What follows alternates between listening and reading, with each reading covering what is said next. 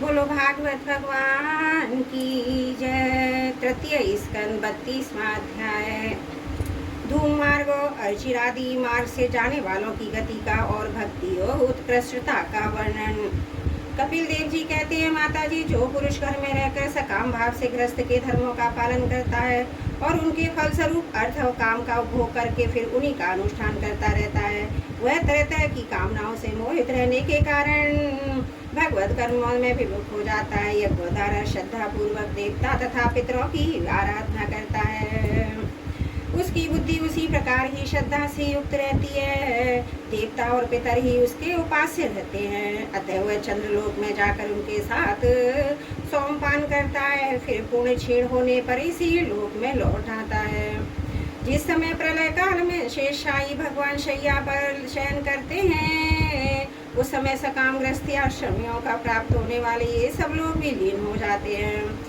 जो विवेकी पुरुष अपने धर्मों का अर्थ भोग विलास के लिए उपयोग नहीं करते, बल्कि भगवान की प्रसन्नता के लिए ही उनका पालन करते हैं, वे अनासक्त, प्रशांत, शुद्ध चित्त, निवृत्ति, धर्मपरायण, ममता रहित, अहंकार शून्य पुरुष स्वयं धर्म पालन रूप सत्व गुण के द्वारा सर्वदा शुद्ध चित्त हो जाते हैं।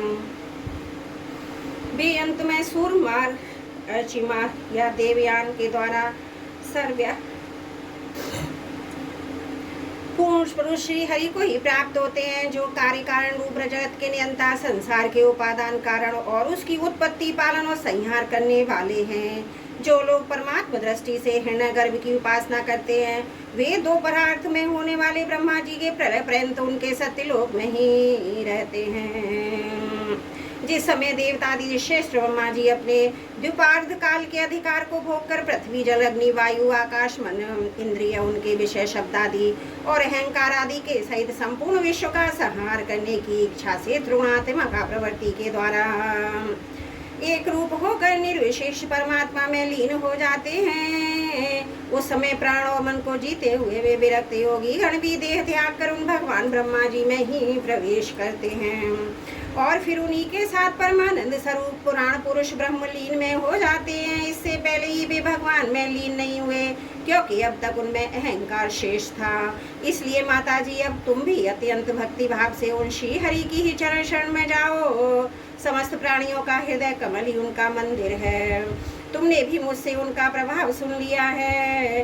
वेदगर ब्रह्मा जी भी, जो समस्त स्थावर जंगम प्राणियों के आदि कारण हैं, मरीचि और ऋषियों, योगेश्वरों, सनकादिकों तथा योग प्रवर्तक सिद्धों के सहित निष्काम कर्म के द्वारा आदि पुरुष श्रेष्ठ सगुण ब्रह्म को प्राप्त होकर भी वेद दृष्टि और कर्तव्य सोमान के कारण भगवत इच्छा से सबका सरकाल उपस्थित होता है। तब काल रूप ईश्वर की प्रेरणा से गुणों में शोभ होने पर फिर पूर्ववत प्रकट हो जाते हैं। इसी प्रकार पूर्वोक्त ऋषिगण भी अपने अपने करुणासार ब्रह्मलोक के ऐश्वर्य को भोग कर भगवत इच्छा से गुणों में शोभ होने पर पुनः इस लोक में आ जाते हैं। जिनका चित्त इस लोक में आसक्त है और जो कर्मों में श्रद्धा रखते हैं, वे वेद में कहे हुए काम्य और नित्य कर्मों का सांगोपांग अनुष्ठान करने में ही लगे रहते हैं। उनकी बुद्धि रजोगुण की अधिकता के कारण कुंठित रहती है, हृदय में कामनाओं का जाल फैला रहता है और इंद्रियां उनके वश में नहीं होती। बस अपने घरों में ही आसक्त होकर वे नित्य प्रति पितरों की पूजा में लगे रहते हैं। ये लोग अर्थ, धर्म और काम के ही परायण होते हैं। इसलिए जिनके महान पराक्रम अत्यंत कीर्तनीय है, उन भवहारी श्री मधुसूदन भगवान की कथा वार्ताओं से तो ये विमुख ही रहते हैं। हाय विष्टा भोजी, कुकर, सुकर आदि जीवों के विष्टा चाने के समान जो मनुष्य भगवत कथा अमृत को छोड़कर निंदित विषय वार्ताओं को सुनते हैं, वे तो अवश्य विधाता के मारे हुए, उनका बड़ा ही मंद भाग्य है। गर्भाधान से लेकर अंत्येष्टि तक सब संस्कारों को विधि पूर्वक करने वाले ये सकाम कर्मी सूर्य से दक्षिण ओर के पितृयान और धूर्व मार्ग से पितृश्वर अर्यमा के लोक में जाते हैं, फिर अपनी ही संतति के वंश में उत्पन्न होते हैं।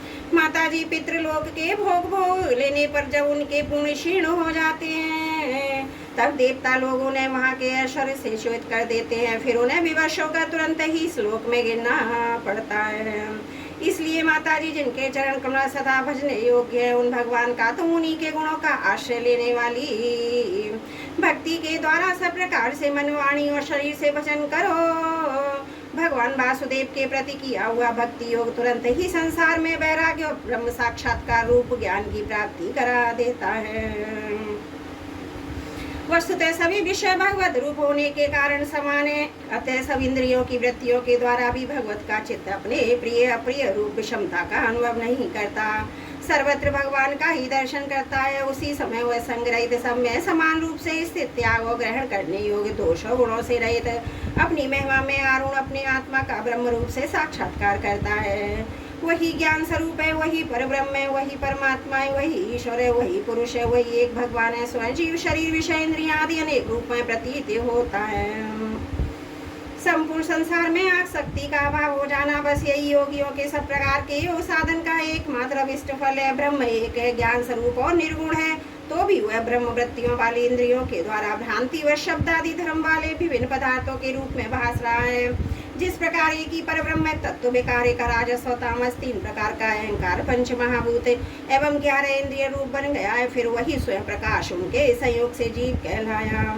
उसी प्रकार उस जीव का शरीर रूप है ब्रह्मांड भी वस्तुतः ब्रह्म ही है, क्योंकि ब्रह्म से ही इसकी उत्पत्ति हुई है, किंतु इसे ब्रह्म रूप वही देख सकता है जो श्रद्धा भक्ति और वैराग्य निरंतर के योग अभ्यास के द्वारा एकाग्र चित्त और असंग बुद्धि हो गया है। पूजनीय माता जी, मैंने तुम्हें ब्रह्म साक्षात्कार का साधन रूप सुखयान सुनाया, इसके द्वारा प्रकृति और पुरुष के यथार्थ स्वरूप का बोध हो जाता है। देवी निर्गुण ब्रह्म विषय ज्ञान योग मेरे प्रति किया हुआ भक्ति योग, इन दोनों का फल एक ही है, उसे ही भगवान कहते हैं। जिस प्रकार रूप रस और गंध आदि अनेक गुणों का आश्रयभूत एक ही पदार्थ भिन्न भिन्न इंद्रियों द्वारा विभिन्न रूप से अनुभूत होता है, वैसे ही शास्त्र के विभिन्न मार्गों द्वारा एक ही भगवान की अनेक प्रकार से अनुभूति होती है। नाना प्रकार के कार्यकलाप यज्ञ दान तप वेद अध्ययन वेद विचार मीमांसा मनो इंद्रियों के संयम कर्मों के त्याग विविध अंगों वाले योग भक्ति योग निवृत्ति और प्रवृत्ति रूप सकाम और निष्काम दोनों प्रकार के धर्म आत्म तत्व के ज्ञान दृढ़ वैराग्य, इन सभी साधनों से सगुण निर्गुण रूप स्वयं प्रकाश भगवान को ही प्राप्त किया जाता है। माताजी, सात्विक राजस तामस और निर्गुण भेद से 4 प्रकार के भक्ति योग का जो प्राणियों के जन्मादि विकारों का हेतु है तथा जिसकी गति जानी नहीं जाती, उस काल का स्वरूप मैं तुमसे कह ही चुका हूँ। देवी, अविद्या जनित कर्म के कारण जीव की अनेकों गतियाँ होती हैं, उनमें जाने पर वह अपने स्वरूप को नहीं पहचान सकता। मैंने तुम्हें जो ज्ञान उपदेश दिया है उसे दुष्ट दुर्विनीत घमंडी दुराचारी धर्मध्वजी दम्भी पुरुषों को नहीं सुनाना चाहिए। जो विषय लोलुप होंगे आसक्त तो मेरा भक्त ना हो, मेरे भक्तों से द्वेष करने वाला उसे भी इसका उपदेश कभी ना करें। जो अत्यंत श्रद्धालु भक्त बिना दूसरों के प्रति दोष दृष्टि न रखने वाला, सब प्राणियों से मित्रता रखने वाला, गुरु सेवा में तत्पर, वहाँ विषयों में अनासक्त, शांत चित्त, मत्सर शून्य और पवित्र चित्त हो और मुझे परम प्रियतम मानने वाला हो, उसे इसका उपदेश अवश्य करें।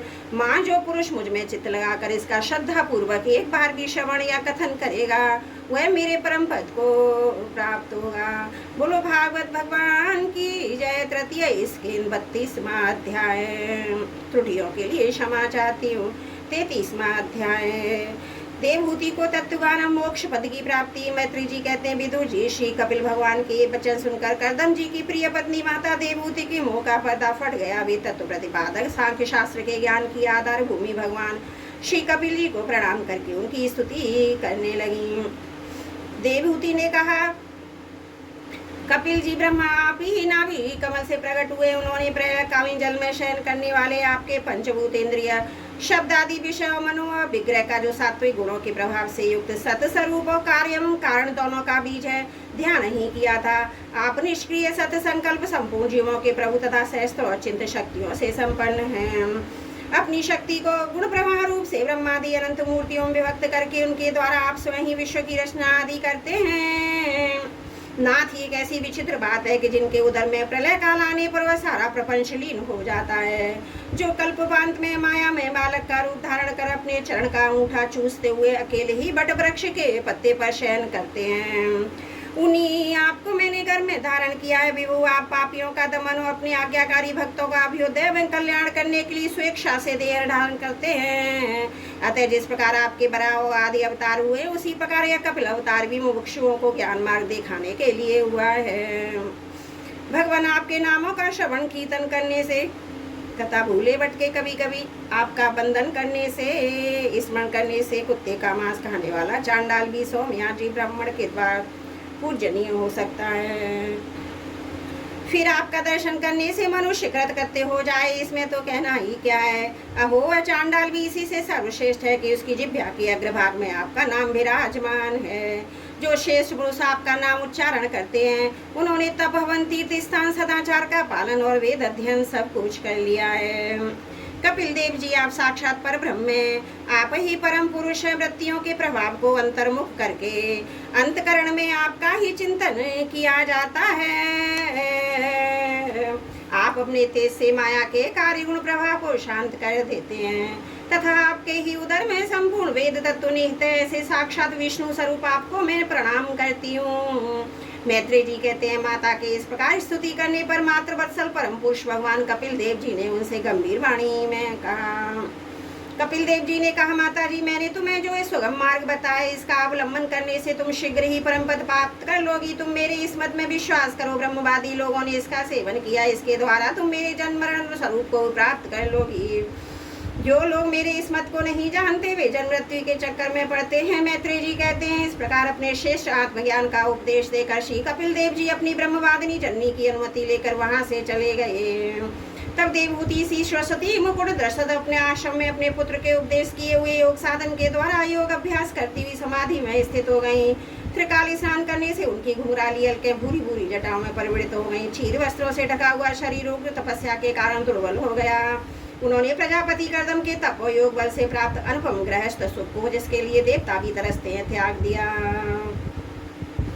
जिसमें दुग्ध फैन के समान स्वच्छ और सुकोमल शैया से युक्त हाथी दांत के पलंग, सुवर्ण के पात्र, सोने के सिंहासन, उन पर कोमल कोमल गद्दे बिछुए थे तथा जिनकी स्वच्छ स्फटिक मणि और महामरकत मणि की भी रत्नों की बड़ी हुई रमणी मूर्तियों के सहित मणि में दीपक जगमगा रहे थे, जो फूलों से लदे हुए अनेकों दिव्य वृक्षों से सुशोभित था, जिसमें अनेक प्रकार के पक्षियों का कलरव वाले भौरों का गुंजार होता रहता था। जहाँ की कमलगंध से सुवासित बबलियों में करदम जी के साथ उनका लाड़ प्यार पाकर क्रीड़ा के लिए प्रवेश करने पर उसका देवहूति का गंधर्वगण गुणगान किया करते थे, जिसके पाने के लिए इंद्राणियां भी लालायित रहती थी। उस ग्रह उद्यान की भी ममता उन्होंने त्याग दी, किंतु पितृवियोग से व्याकुल होने के कारण अवश्य उनका मुख उदास हो गया। पति के गमन के अंतर पुत्र का भी वियोग हो जाने से आत्मज्ञान संपन्न होकर भी ऐसी व्याकुल हो गई जैसे बछड़े के बिछड़े जाने से प्यार करने वाली गौ।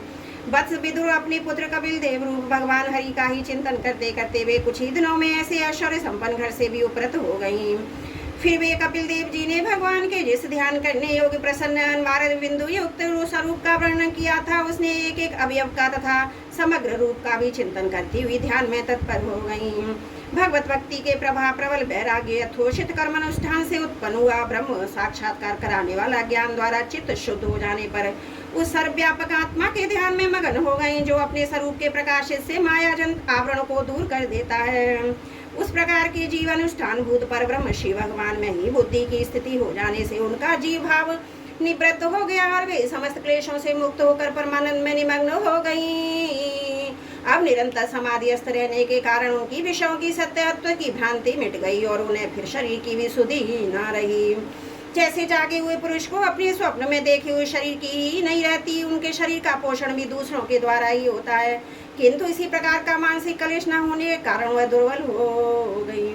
उनका तेज और निखर गया और वो मेले के कारण धूम युक्त अग्नि के समान सुशोभित होने लगा। उनके बाल भी धुल गए थे, वस्त्र गिर गए थे, तथापि निरंतर श्री भगवान में ही चित्त लगा रहने के कारण उन्हें अपने तप योग में शरीर की कुछ भी सुधि नहीं थी, केवल प्रारब्ध ही उसकी रक्षा करता था। विदुर जी, इस प्रकार देवहूति ने कपिल देव जी के बताए हुए मार्ग द्वारा थोड़े ही समय में नित्य मुक्त परमात्मा स्वरूप श्री भगवान को प्राप्त कर लिया।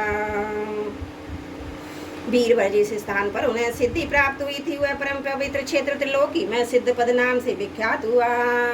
साधु स्वामी विदुर जी योग साधन के द्वारा उनके शरीर के सारे देहिक मल को दूर हो गए थे, एक नदी के रूप में परिणित हो गया, जो सिद्धगण से सेवित और सब प्रकार की सिद्धि देने वाली हैं। महायोगी भगवान कपिल जी भी माता जी की आज्ञा ले पिता के आश्रम से ईशान कोण की ओर चले गए। वहाँ स्वयं समुद्र ने उनका पूजन करे उन्हें स्थान दिया। वे तीनों लोगों को शांति प्रदान करने के लिए योग मार्ग का अवलंबन कर समाधि में स्थित हो गए।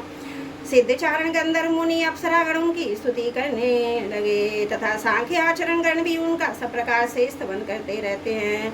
निष्पाप विदुर जी, तुम्हारे पूछने से मैंने तुम्हें भगवान कपिल और देवहूति की परम पवित्र संवाद सुनाया।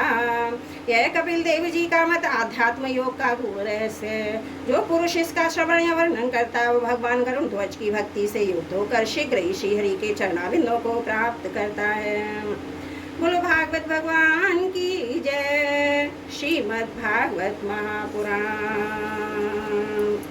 त्रुटियों के लिए क्षमा चाहती हूँ।